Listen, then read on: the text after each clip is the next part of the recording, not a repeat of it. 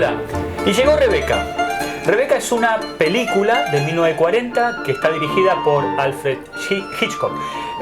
Es la primera película que Hitchcock realiza en Estados Unidos, ¿no es cierto? ¿Cómo fue que él se viene...? Bueno, él vivió en Alemania cuando Sí. empezó su carrera, y entonces cuando era 1939, mayo, llega acá, se pone a trabajar en mayo, y dijo: yo conozco a los alemanes, van a bombardear Londres.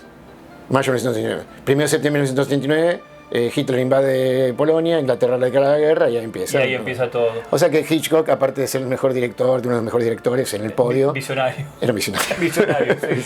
Ahora, volviendo a la película, ¿cómo es el argumento de la película, Rebeca? ¿De qué Bueno, te la cuento. Dale. Anoche soñé con que volvía a Manderley. Eso lo dice una chica que era una dama de compañía, que en la primera escena, el primer minuto de la película, evita el suicidio de un lord inglés, ¿no? Ella aparece, ya hay un precipicio, él está mirando al precipicio, la cámara enfoca adelante, y lo original de Hitchcock, la cámara enfoca de atrás, los pies. Eso nunca nadie lo ha hecho. Suicidio hay un montón, pero ese está espectacular. Y escucha la voz de la chica y él le contesta con desagrado, algo que durante toda la película le va a hablar como él es un lord y la chica es una dama de compañía, sí. Vamos a ver. Bueno, resulta que después se vuelven a ver en el hotel de Monte Carlo, donde están de vacaciones, son todos ingleses. Pero están en Monte Carlo de vacaciones, y ella es la dama de compañía de una mujer muy desagradable que la maltrata, que lo conoce a Maxim de Winter, el Lord. Que está protagonizada por Laurence Olivier. Maxim de Winter es Laurence Olivier. Exacto. Y esta chica, que durante toda la novela no tiene nombre, nunca se le pone el nombre, Claro. a la chica esta nunca, como reforzando de que es nadie, la chica es Fontaine, Joan Fontaine. Bueno, la chica se encuentra después de casualidad con esta señora, y ahí la chica se queda como, ¿no? Lo vuelve a ver, y bueno, él es muy lindo, y ella también es linda, y bueno, se miran, y bueno, él tiene 42 años, ella tiene 22, la edad exacta. Y a raíz de eso, bueno, después se encuentran otra vez, en casualidades por el motel, y empiezan a salir, ¿no? Empiezan a salir, salen, hasta que llega la noticia de que se tiene que ir, se van a Estados Unidos. Entonces ella va a despedirse de él, y él le dice: no, ¿qué preferís, ir ahí a Nueva York con esa mujer? Es terrible. Bueno, pasa que ahí Hitchcock está riendo de los americanos, porque la pone como la nueva rica americana, y él es un lord inglés. Pues. Muy bien. Bueno, por eso Hitchcock le mandó por abajo el mensaje, el rey de la sutileza, Hitchcock. Bueno, y entonces le dice: ¿preferís ir a Manderley? Todo el mundo sabía lo que era Manderley. Manderley era el castillo de lo más grande de Inglaterra, como si uno dice Windsor, ¿no? Supuestamente era muy famoso, en todo el mundo. Ella tenía postales de Manderley, de ese castillo. Y ¿preferís ir a Manderley o preferís ir a Estados Unidos? Y dice: ¿que necesitas una secretaria? Le dice ella. Muy inocente, ¿no? Es muy inocente. Es una novela, un folletín gótico romántico. Bueno, ese es el género, tenés que adaptarte al género, es lo que estás leyendo, es todo, la chica buena, inocente, y él es el gran millonario. Yo había pensado al revés, que era una viva que se aprovechó. Eso sería hoy. Sería la misma película hecha hoy con todo, que la hicieron. Ahí ya, viste, pensás mal de la chica. Pero en ese momento no, en ese momento funcionaba el boletín romántico, gótico. Es un género.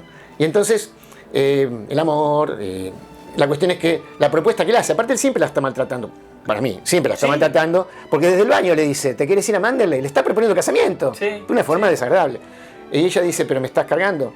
Bueno, la cuestión es que, bueno, a partir de ahí se casan inmediatamente, escena siguiente, se casan, la vieja esa desagradable se va, ellos se quedan, luna de miel, ¿no? Solos, no hay nadie, ellos solos, que no tienen nada que ver con su estirpe.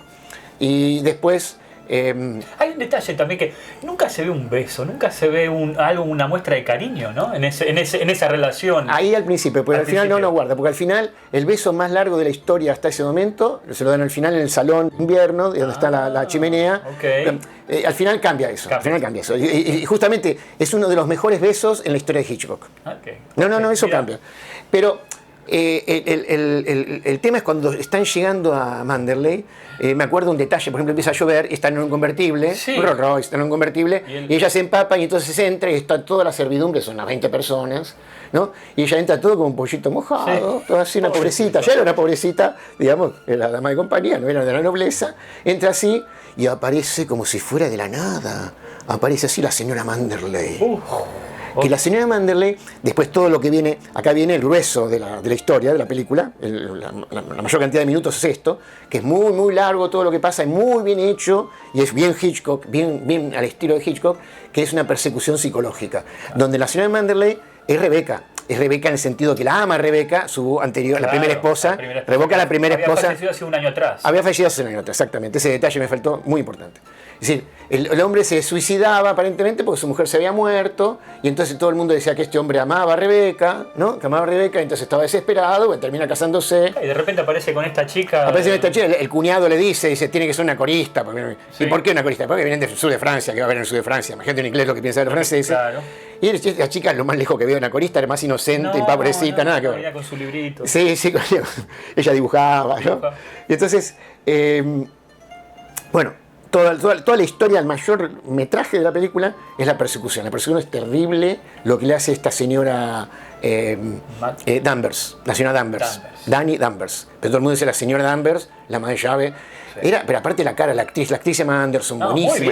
Muy bien, la encontraron perfecta. Perfecta la encontraron, una verruga acá, esa verruga estaba genial. Cuando la llaman ella estaba divorciando del marido justamente, o sea que estaba perfecta, estaba con toda la mufa encima, y toda la mufa le viene espectacular. La película, la mujer esa es impresionante el papel que hace. Bueno, entonces empiezan a suceder cosas, todo lo que pasa ahí durante mucho tiempo muestran que ella no se puede adaptar a la vida de la señora, ¿no? No se puede adaptar. Ella trata mucho. Pobrecita. La vuelta pero ¿cómo se va a adaptar si está la señora Danvers está encima todo el tiempo? El palito, vamos a decir. Bueno, en un momento ella quiere, cuando trata, dice voy a hacer un baile de disfraces como hacían antes. Ella lo vio que antes hacía la mujer anterior, hacía baile de disfraces, yo me voy a poner a la altura.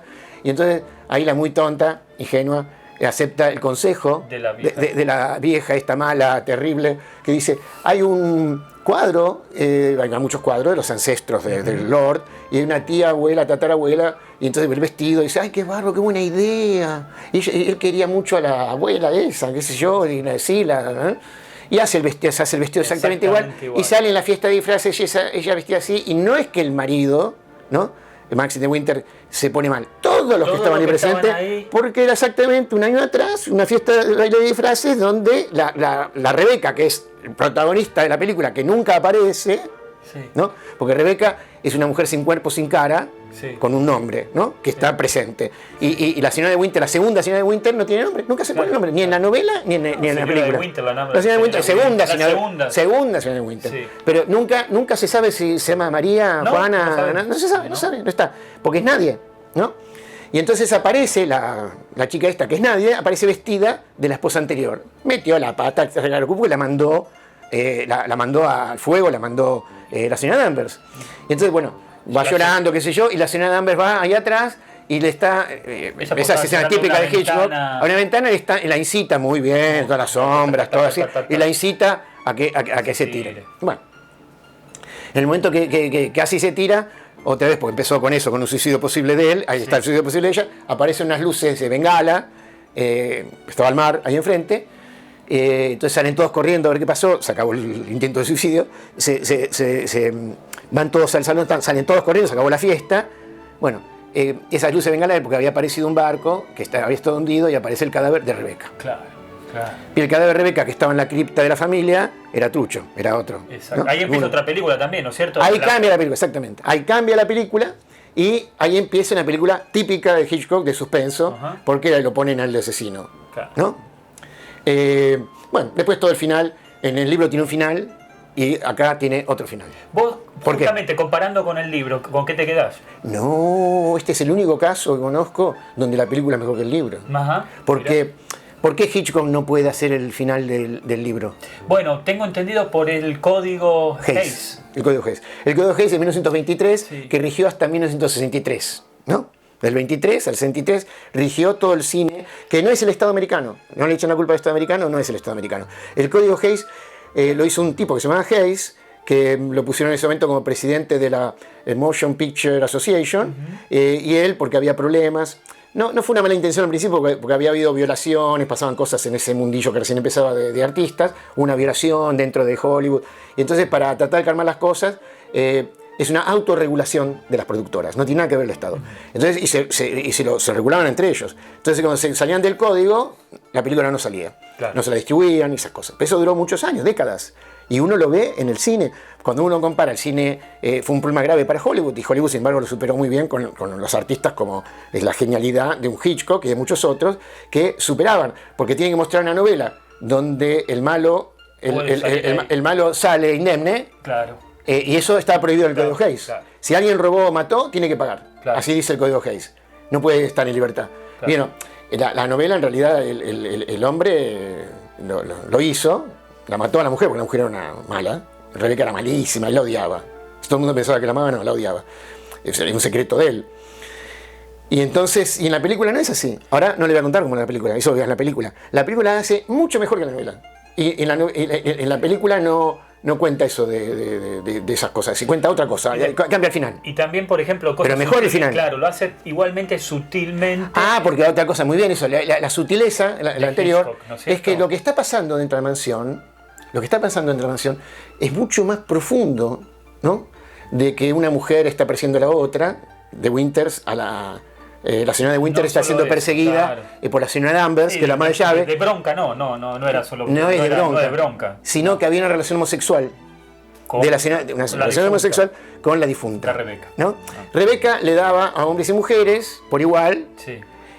Pero cuando uno se muere hay que tener cuidado, no escriba los mails que escribís, ¿no? También. Porque cuando uno se muere empieza a mirar los mails. Claro. En esa época no había mails, pero la gente guardaba la correspondencia. Sí. La agarraron la correspondencia a la autora del libro, y la mujer estaba casada, tenía 3 hijas, todo, pero no le gustaba ni el marido ni los hombres, le gustaban las mujeres.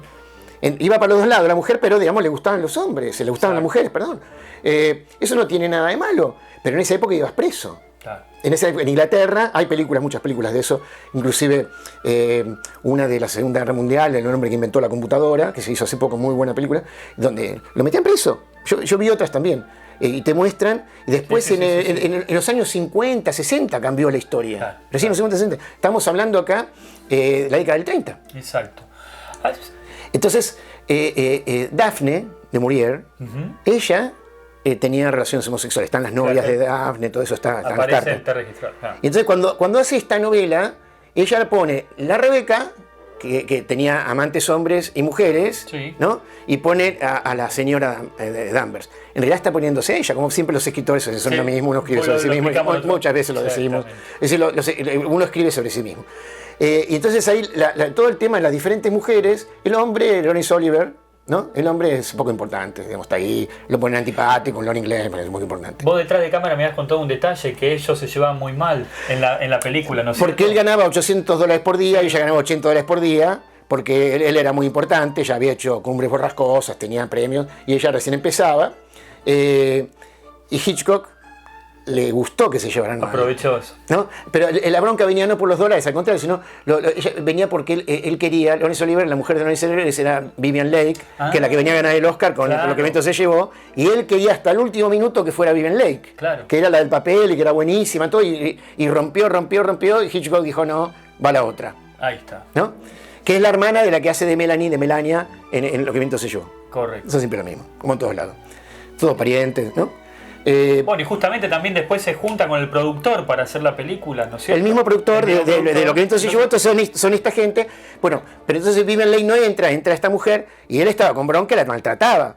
Y Hitchcock, en vez de solucionar eso, la trataba bien a la Fontaine, la trataba muy bien a Joan Fontaine, pero él generaba que los demás la trataran mal.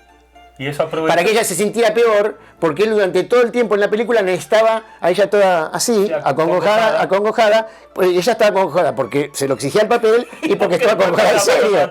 Entonces, pero Hitchcock lo hizo en muchas películas esto, de maltratar a la gente a propósito porque él no estaba para sus fines. Hitchcock es muy conocido maltratador.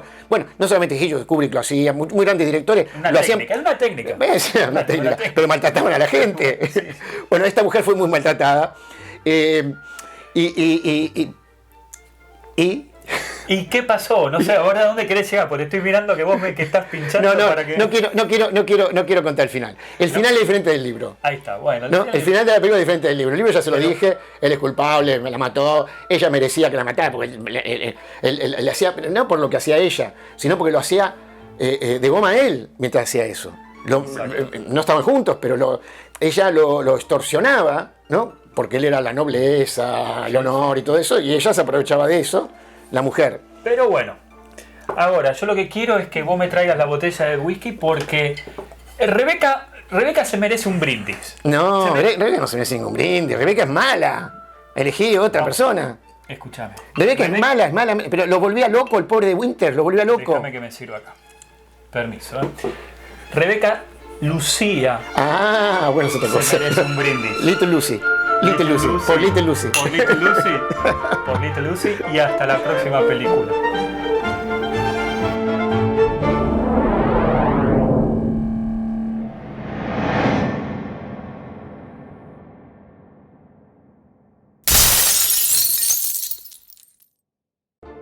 Vamos ahí. Hoy recomendamos Coco. Y como siempre decimos, somos... ay, Dios, Ahora recomendamos Coco.